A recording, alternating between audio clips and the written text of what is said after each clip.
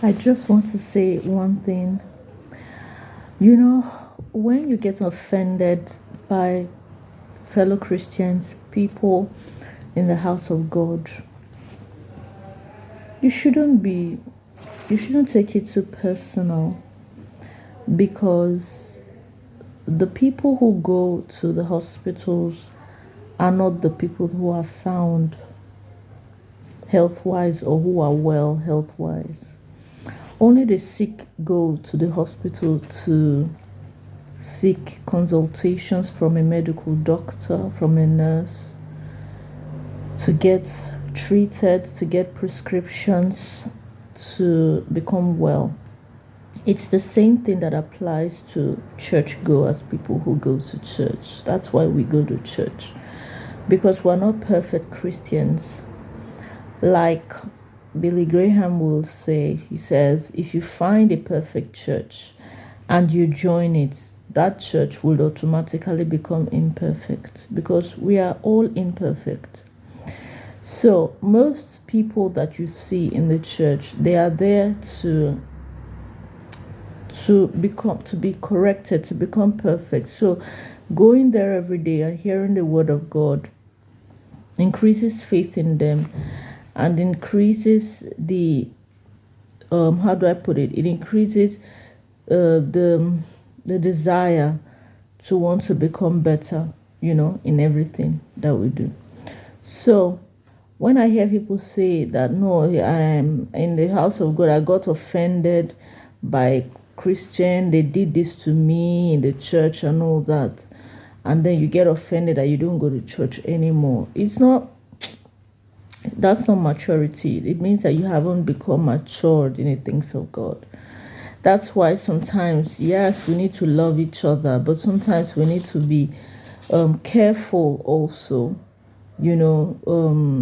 Bible says that we should love one another, but it did not say that we should trust one another. It did not say that we should have faith in one another. It says we should love one another. That's all. So if I'll give an example. If the son of a pastor is organizing a 3-day retreat somewhere, and they're asking me to recruit my teenage son, I will not send my son to such kind of retreats. Because one, I do not know how spiritually sound the person organizing the retreat is. I do not know what drives him or her. Sometimes, now I'll make an example. Sometimes some of us Christians, despite the fact that we're not perfect, we have the fear of God.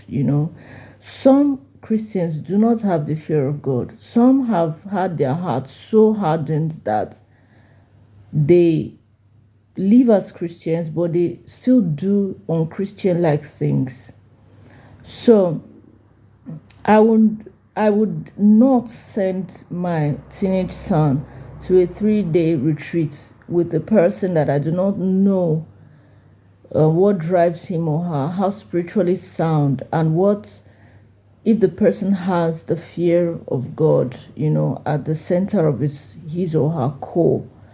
Because if anything happens in that 3-day retreat or 1-week retreat, how am I going to be able to explain? Or anything can happen. Anything can happen. So I would prefer to go to church with my children, with my sons. I'm there with them, and the service is over. We come back home. But to send them forth to it, no, I'm not going to do that. I'm definitely not going to do that. But kudos to those who do that. I repeat, I love everyone, but Bible says to love everyone. Love one another. It did not say trust one another, because sometimes you do things out of trust. You put things in people's hands out of trust. And then if anything happens, sometimes you have yourself to blame.